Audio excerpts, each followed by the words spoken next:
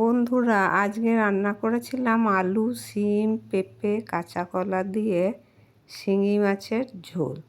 তো সেই জন্য আমি আগে মাছ আর কাঁচা কলা ভেজে রেখেছিলাম, আর তার আগে আলু, পেঁপে, শিম এগুলো ভালো করে পেঁয়াজ আদা দিয়ে কষিয়ে নিয়েছিলাম, আর টমেটো দিয়েছিলাম, দিয়ে পাতলা করে ঝোল করেছিলাম। তো দেখো ফুটিয়ে নিচ্ছি।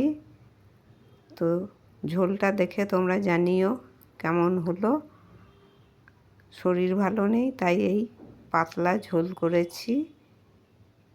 তোমরা এরকম পাতলা ঝোল করে কেউ খাও কি না জানিও। দেখো হয়ে গেছে, তো ঝোলটা নামিয়ে নিলাম।